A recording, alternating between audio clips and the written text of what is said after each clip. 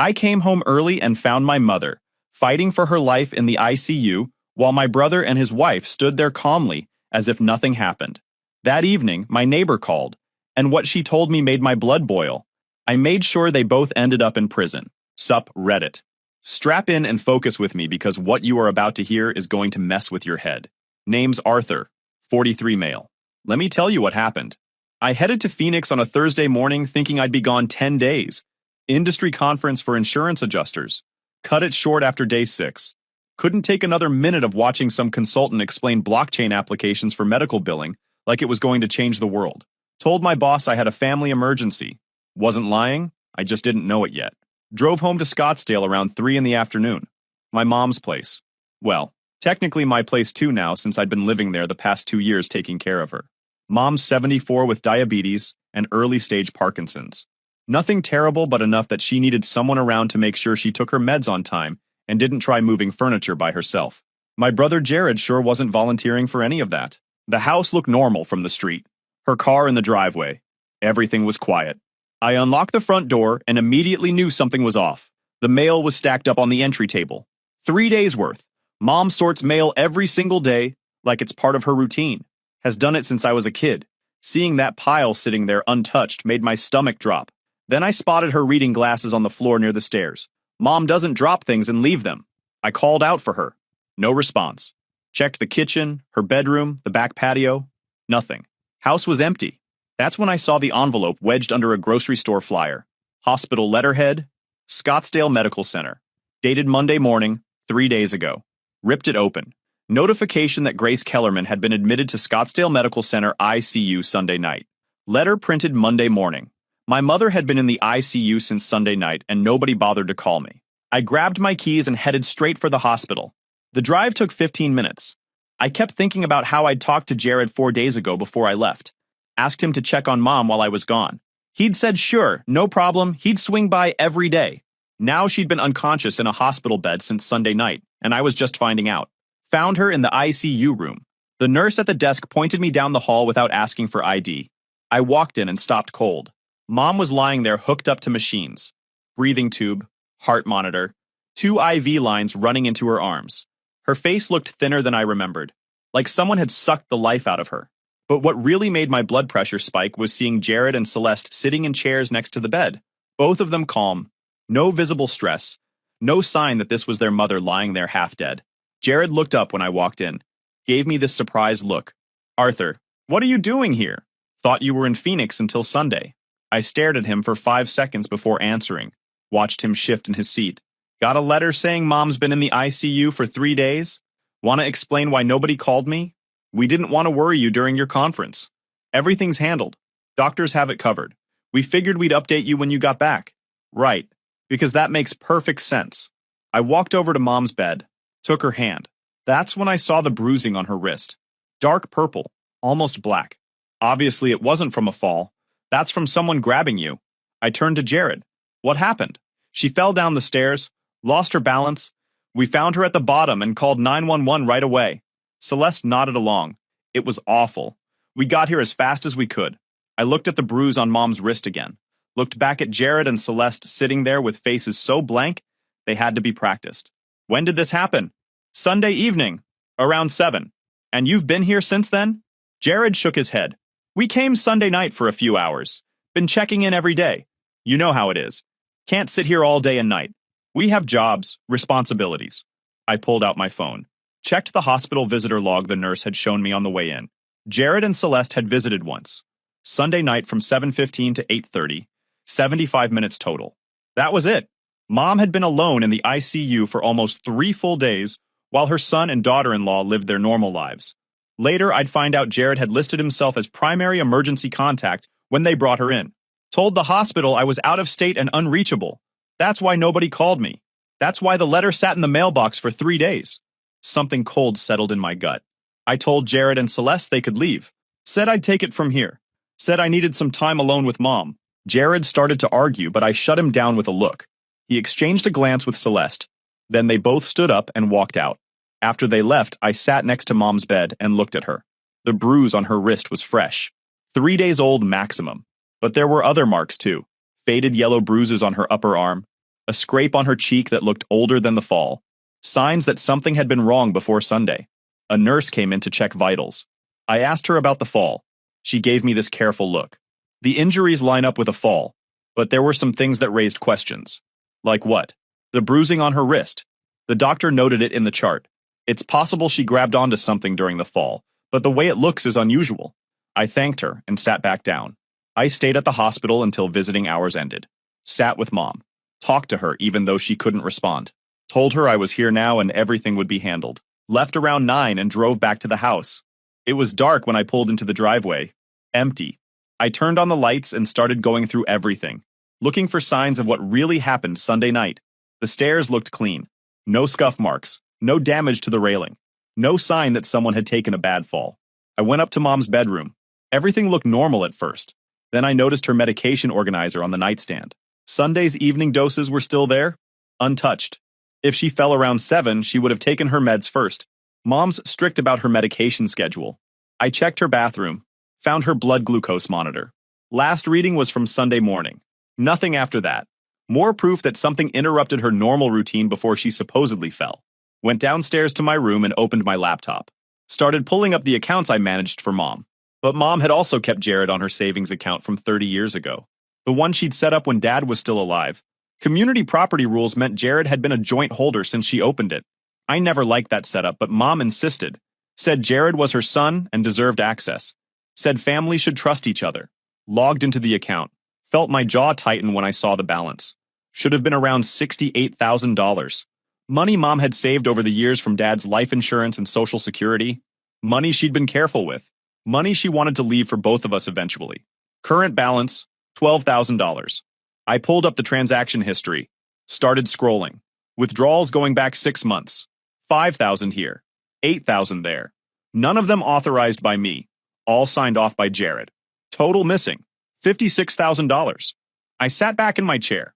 My brother had been draining Mom's savings for half a year. And judging by the bruises and the suspicious fall story, she'd figured it out. I kept digging. Found more weird stuff. Mom's credit card had charges I didn't recognize. Restaurants, hotels, shopping sprees. All within the past 3 months. First thing I did was lock down every account I could. Changed passwords. Froze the credit cards. Removed Jared's access from everything I had authority over. The joint savings account was trickier since his name was on it, but I documented every withdrawal and flagged the account for suspicious activity. Took about 2 hours. Then I sat back and waited. My phone rang. Unknown number. Woman's voice. Shaky. Is this Arthur Kellerman? Yeah. Who's this? I'm Barbara. I live 2 doors down from your mother. I've been trying to reach you for days. I sat up straighter. What's going on? I saw what happened Sunday night. I've been scared to say anything, but I can't keep quiet anymore. Tell me. Barbara took a breath, then started talking. She'd been coming home from her book club around 6:30 Sunday evening. Saw Jared's car in Mom's driveway. Thought it was nice he was visiting for once. But when she got out of her car, she heard yelling coming from inside the house. Loud enough to hear through closed windows. She recognized Jared's voice. Loud. Aggressive. Saying something about money and respect. Then she heard Mom. Scared. Pleading. Telling him to stop. To calm down. That they could talk about this. Barbara almost went over to check, but she was afraid. Didn't want to get involved in family business. Didn't want to make things worse. Then around 7, she heard sirens. Saw the ambulance pull up. Watched the paramedics bring Mom out on a stretcher, unconscious. Watched Jared and Celeste follow in their car looking calm. Too calm. Like they'd been expecting this. Like they'd practiced what to do next. Barbara called the hospital the next day to check on Mom.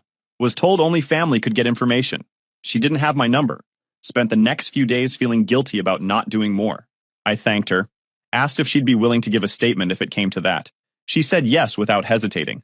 After I hung up, I sat in the dark processing everything. I called my buddy Miles. Known him since high school. Defense attorney turned plaintiff work. He answered groggy. I'd woken him up. This better be good, Kellerman. I need your help with something. Family situation. Might involve criminal charges. That woke him up. I'm listening. I laid it all out. The suspicious fall. The bruises. The missing money. Barbara's statement. Jared's calm act. Miles listened without interrupting. When I finished, he was quiet for a few seconds. You think Jared pushed her. I think something happened that wasn't an accident. That's felony theft and assault. But you need proof beyond transaction records and neighbor testimony. What kind of proof? Video, audio, something that shows what he did. I thought about that. I might be able to get it. Be careful. You're not a cop. You can't trap him. Anything you record needs to be legal. Understood. We talked strategy for another 20 minutes. Miles explained what would hold up in court, what wouldn't, how to document everything, how to build a case that prosecutors couldn't ignore. After I hung up, I started making a plan for making sure Jared and Celeste faced real consequences for what they'd done. Because I wasn't interested in family reconciliation. I wanted them in handcuffs. The next morning, I went back to the hospital early, found Dr. Rashid making rounds, asked him about Mom's status. He pulled me into a consultation room. Your mother suffered major head trauma, subdural hematoma. We've relieved the pressure, but she's not out of danger. Next 72 hours are make or break. What about the bruises on her wrist? Dr. Rashid pulled up her chart, showed me photos. The wrist bruising suggests restraint. Someone grabbed her with a lot of force shortly before the fall. You think someone pushed her? I'm a doctor, not a detective, but I've seen enough cases to know when injuries don't match the story. I've flagged it in her records. Adult Protective Services was notified. Did they follow up? They called your brother. He explained that your mother has Parkinson's and sometimes gets confused. Said she probably grabbed onto him during the fall and he was trying to help her. They noted it and closed the inquiry. Of course they did. Jared was smooth. Could talk his way out of anything with that earnest look and reasonable tone. I'd watched him do it our whole lives. I thanked Dr. Rashid and headed back to Mom's room. Sat with her for a while, the one without the bruises, told her I was going to fix this. Around 10, my phone rang. Jared. I let it go to voicemail. He left a message saying he wanted to discuss Mom's care plan, wanted to meet up and talk about next steps. I texted back, busy today. I'll handle everything. His response came back fast. We should coordinate. I'm still on her accounts. Need to make sure bills get paid. There it was. He was worried about losing access. Worried I'd figured out what he'd been doing. I replied, already taken care of. I've got it covered. I spent the rest of the morning at the house going through Mom's papers. Found her important documents folder, insurance policies, property deed, will, financial statements. The will was dated 5 years ago. Simple split, everything 50-50 between Jared and me. But tucked behind it, I found something else. A newer document dated 6 months ago. Letter saying she wanted to modify the will. Written in Mom's handwriting. I'm changing my will to remove Jared from inheritance. He's been stealing from me. I have proof. I'm scared to confront him. Arthur will get everything. Jared gets nothing. It wasn't notarized. Wasn't legally binding. But it was dated right when the withdrawals started getting bigger. I took photos of everything. Uploaded them to a secure cloud drive. Made copies. Around noon, my phone buzzed with a text from an unknown number. This is Celeste. We need to talk. Meet me at Starbucks on Scottsdale Road in 30 minutes. Come alone. Interesting. I texted back that I'd be there. Showed up 25 minutes later. Found Celeste sitting at a corner table near the back. Perfect makeup. Hair done. Looking like she was headed to brunch with friends. I sat down across from her without ordering anything. Didn't plan to stay long.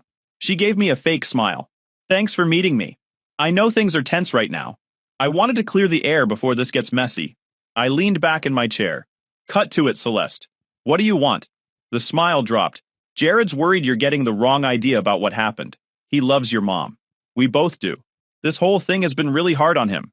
What thing? You mean the one where he stole $56,000 from her and she ended up in the ICU? Celeste's face went cold. The mask came off. You can't prove any of that. Jared had access to that account legally. He was helping Grace manage her finances. She's not thinking clearly anymore with the Parkinson's. You know that. She's clear enough to know when someone's stealing from her. Clear enough to write a letter about changing her will. That landed. Celeste's eyes narrowed. What letter? The one where she says Jared's been stealing from her. The one where she cuts him out of her inheritance completely. That letter. Celeste leaned forward, dropped her voice. Listen to me carefully, Arthur. You're going to back off this. You're going to accept that Grace fell down the stairs. You're going to let Jared continue managing her accounts. And you're going to forget about any letters or accusations. Or what? Or we'll have her declared incompetent. Get a court-appointed guardian. Someone who isn't you. Someone who'll see things our way. You'll lose all access to her. All decision-making power. And when she dies, you'll get nothing. I stood up. Looked down at her sitting there with her designer bag and her threats. You're more naive than I thought if you think that's going to work. See you in court, Celeste. I walked out. Drove straight to Miles's office downtown. Told him about the conversation. Every word, every threat. He grinned. She threatened you. Made it obvious they're working together. That's consciousness of guilt. Document everything she said while it's fresh. Every detail. I spent the next hour writing out every detail of the Starbucks meeting. The threats about getting Mom declared incompetent. The plan to cut me out completely. The cold calculation in Celeste's eyes when she laid it all out. Miles reviewed it. This is good, but we need more. We need them to admit what they did in a way that's rock solid. Something that leaves no wiggle room. What do you suggest? He thought about it. Tapped his pen on the desk. Call Jared. Tell him you want to discuss a family settlement. Tell him you're willing to work something out. Sound like you're giving in. Tired of fighting. See what he says. Arizona's a one-party consent state. Record the whole thing. If he admits to anything, we've got him. That afternoon I called him. Put my phone on speaker with a recording app running. Jared answered on the second ring. Arthur, good to hear from you. Celeste said you two talked. Yeah, she made some points I've been thinking about. Oh? I don't want this to turn into a legal mess. Mom wouldn't want us fighting, so I'm willing to work something out. Silence on his end, thinking it over. What kind of arrangement? You keep access to the accounts. We split the medical decisions. When she passes, we split everything 50-50 like the will says. No fighting, no lawyers. More silence. Then, what about the money I've been managing for her? Celeste mentioned you had questions about that. I'm willing to overlook it. Call it a misunderstanding, as long as we're on the same page going forward. Jared's voice changed. Got more confident. That's smart, Arthur.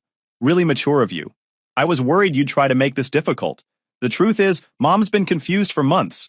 I've been helping her with expenses she couldn't track anymore. The money went to good use. Her care, her bills. You know how it is. Right. So the $56,000, that all went to her care?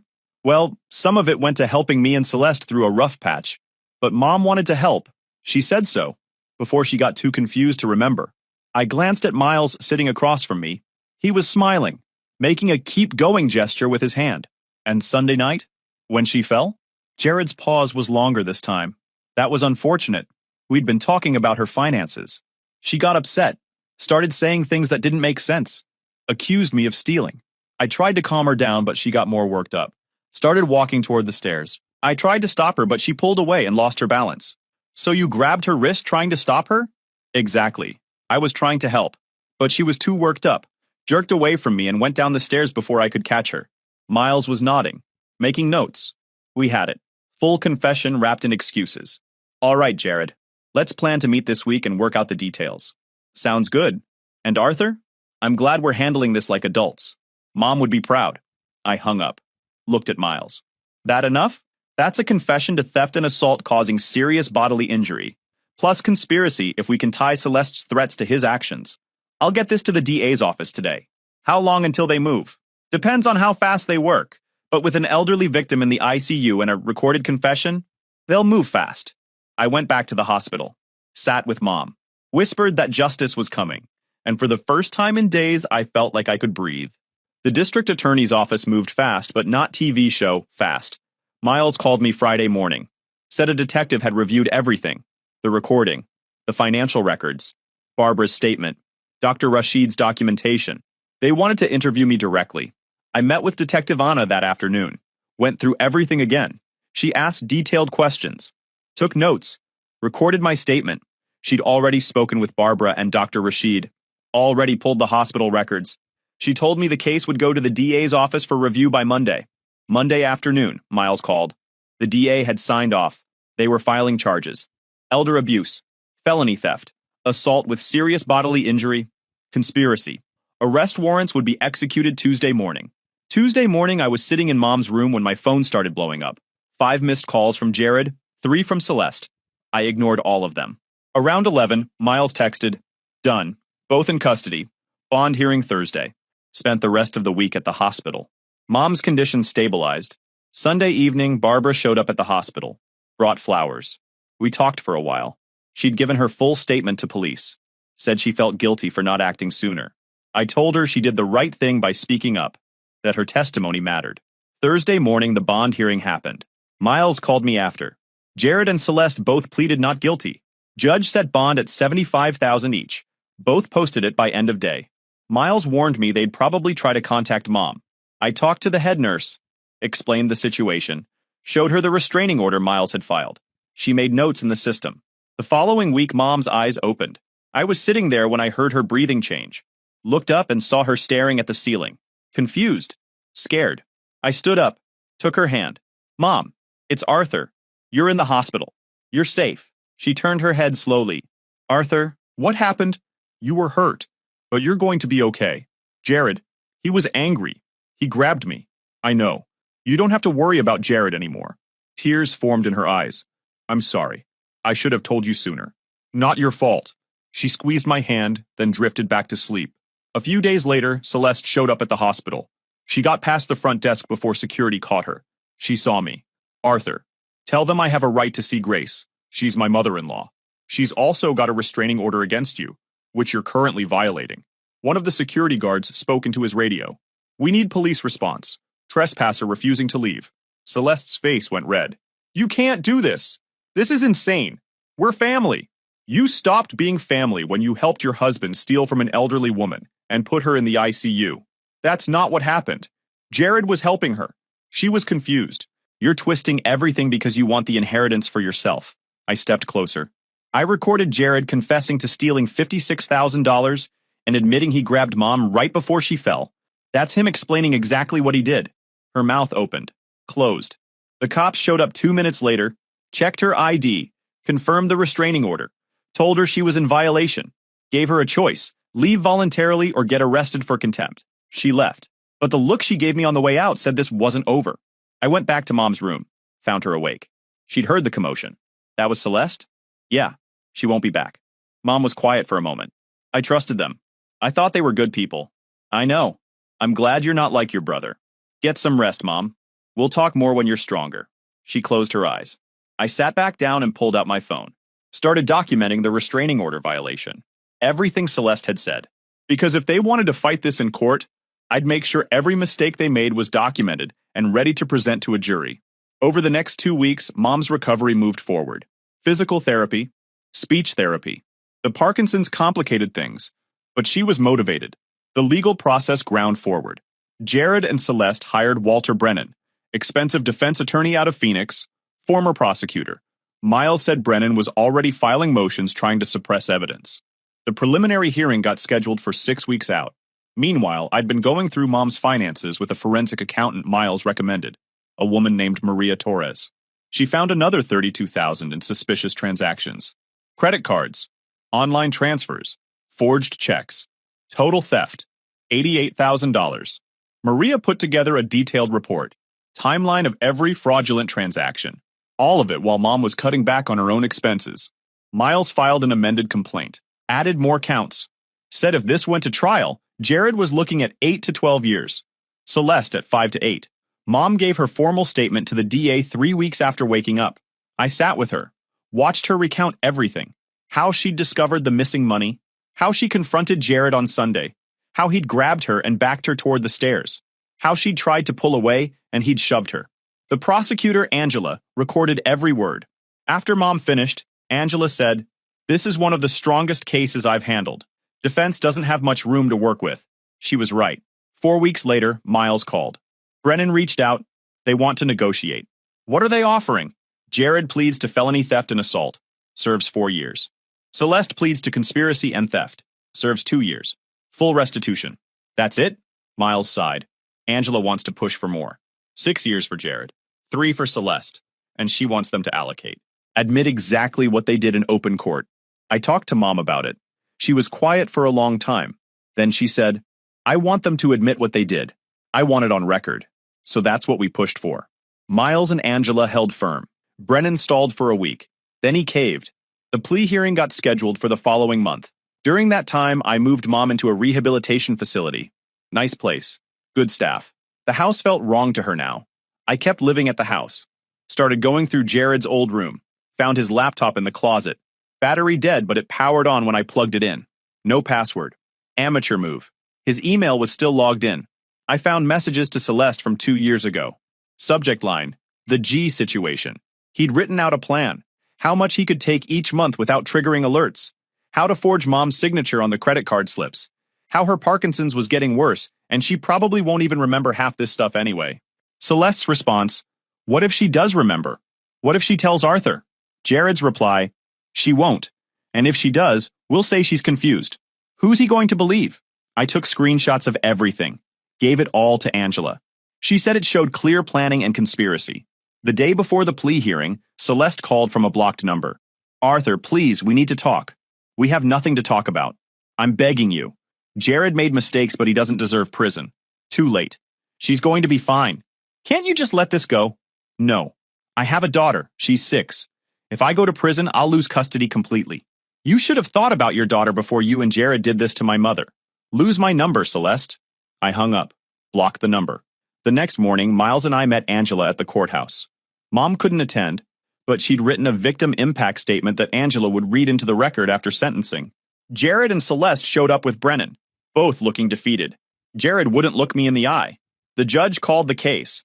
Brennan confirmed the plea agreement, listed out the charges Jared was pleading to. Then Jared stood. The judge looked at him over her reading glasses. Mr. Kellerman, tell me in your own words what you did. I want to hear it from you. Jared's voice was flat. I stole $88,000 from my mother over 18 months. When she confronted me, I became angry. I grabbed her wrist. I shoved her toward the stairs. She fell and sustained critical injuries. Why? I needed the money. I had debts. When she found out, I panicked. The judge sentenced him to 6 years. Celeste got 3. Both were taken into custody immediately. I watched them go. Felt nothing. Angela approached me after. Your mother's statement will be part of the permanent record. The restitution order is in place. They'll pay back every dollar plus interest. And the no-contact order is lifetime. I drove to the rehab facility. Told Mom what happened. She cried. Out of relief that it was over. Thank you, she said. For believing me. For fighting for me. Always. What happens now? Now we focus on getting you better. The next 6 months were about rebuilding. Mom's physical recovery continued. Slow but steady. The Parkinson's made everything harder, but she was stubborn. By month 4, she was walking with just a cane. By month 5, she was talking about moving back home. Said the rehab facility was nice, but it wasn't hers. I'd spent that time making the house safe for her. Installed grab bars in the bathroom. Added a stair lift so she wouldn't have to climb those stairs ever again. Converted the downstairs office into a proper bedroom. Made sure everything was set up for her to live comfortably. The restitution payments started coming in. Jared and Celeste's assets were seized by the court. The boat they'd bought with Mom's money. The designer clothes. Their cars. Everything sold at auction to pay back what they'd stolen. It took months of legal work, but eventually Mom got $74,000 back. The rest would come from their prison wages over the years. 25 cents an hour. It would take forever. But it was something. Barbara became a regular visitor. She and Mom formed a real friendship. Weekly coffee dates. Book club meetings at the community center. Someone Mom could trust who lived close enough to check in without it feeling like babysitting. I hired a caretaker named Maria, former nurse in her 50s. Warm personality, competent, someone who could help with the day-to-day stuff I couldn't handle while working full-time. Mom liked her immediately. Maria said Grace reminded her of her own mother. Miles helped me establish a trust to protect Mom's remaining assets. Made sure no one else could access her money without multiple approvals from different parties. Set it up so if anything happened to me, a professional trustee would take over. No more family members with joint access to anything. Life slowly returned to something normal. Stable. Predictable in a good way. Jared sent a letter from prison 6 months in. Apologetic. Claiming he'd found religion. Asking for forgiveness. I read it once and threw it away. Mom didn't want to see it. Celeste sent nothing. Just served her time quietly. I started dating someone I met at a work conference. Insurance adjuster from Tucson. Her name was Evelyn. She knew the whole story from the beginning. Didn't run away screaming when I explained my brother was in prison for elder abuse. Actually said it showed I had integrity.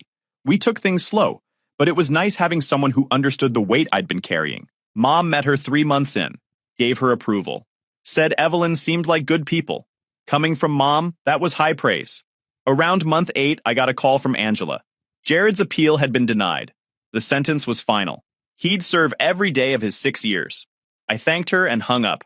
Felt something close to closure. That weekend, I took Mom back to the house for the first time since the incident. She'd been nervous about returning, afraid of the memories. But we walked in together. I'd redecorated, new paint, new furniture. Changed enough that it felt different, but kept enough that it was still home. Mom stood in the living room looking around. Then she nodded. This is good. Thank you. We spent the afternoon sorting through old photo albums. Found pictures of Jared and me as kids. Before everything went wrong. Before greed turned him into someone I didn't recognize. Mom stared at one photo for a long time. Both of us at age 10 and 8, smiling, arms around each other. I wonder when it changed, she said. When he stopped being that boy. I don't know, Mom. Maybe he was always that person, and we just didn't see it. She closed the album. I'm proud of you. Your father would be proud too. I just did what needed to be done. I squeezed her hand. I will never let anyone hurt you. Not even my own brother. That night, after Mom went to bed, I sat on the back patio looking at the stars. Thought about everything that had happened. It had been worth it. Every sleepless night. Every difficult conversation.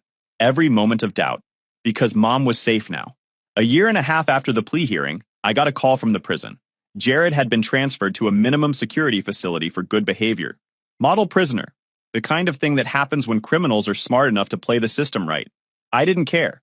Let him have his reduced security status and extra privileges. He was still locked up for another 4.5 years. Celeste got out after serving 26 months. Earned early release for good behavior. Moved back to California immediately. I heard through mutual acquaintances she was working at a call center, living with her sister in some apartment in Sacramento, trying to rebuild a relationship with her daughter who barely remembered her. I hoped it worked out for the kid's sake, but Celeste was no longer my problem. Mom had fully moved back home by then. Maria came by 3 days a week. Barbara checked in daily. Evelyn had become a permanent fixture in my life. We'd been dating for over a year. Things were serious. She'd practically moved in. Mom approved. Life had settled into a rhythm. Then one Tuesday, I got a letter from Jared's prison counselor. He wanted to participate in a restorative justice program, victim and offender mediation. The counselor said Jared had requested the session, wanted to apologize to Mom in person. I talked to Mom about it. She was quiet for a long time. I don't know if I want to see him, after everything. Let me think about it. She thought about it for another week. Then one morning over coffee, she said she'd do it. Said she wanted to look Jared in the eye and hear what he had to say. The session got scheduled for 3 weeks out, held at the prison facility. Miles and I would be there as support. The day arrived. We drove to the prison facility outside Florence. Medium security. They led us to a small conference room. Jared was brought in 5 minutes later. He'd lost weight, looked 10 years older. He sat across from Mom and me. Didn't make eye contact at first. Kept his hands folded on the table. Jared started talking. His voice was smaller. Mom, I don't expect you to forgive me. What I did was unforgivable. His voice cracked. I'm a monster. I became the kind of person who could watch his own mother fall and think about how it might benefit me. I'm sorry. I'm sorry for all of it. He looked at Mom. You didn't deserve any of this. You were a good mother. And I repaid you by stealing and hurting you. The room was quiet. Mom took a breath. Jared, I appreciate you saying those things. I hope you mean them. But I need you to understand something. What you did didn't just hurt me physically. You broke my trust. You made me question everything I thought I knew about you. That damage doesn't heal with an apology. I know. I don't forgive you. I might never forgive you. But I'm glad you're taking responsibility. I'm glad you're admitting what you did.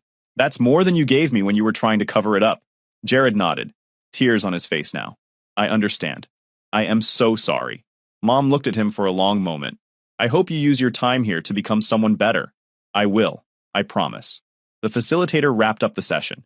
Jared was let out. We sat there for a few minutes processing. I asked Mom how she felt. She said she didn't know yet. Said she needed time to think about it. We drove home in silence. Mom never forgave him after that. I don't blame her. And honestly, I will never forgive him either. He made his choices. Life moved on anyways. If you enjoyed this video, please hit that subscribe button. It really helps the channel and help us bring you more and better stories. Thanks.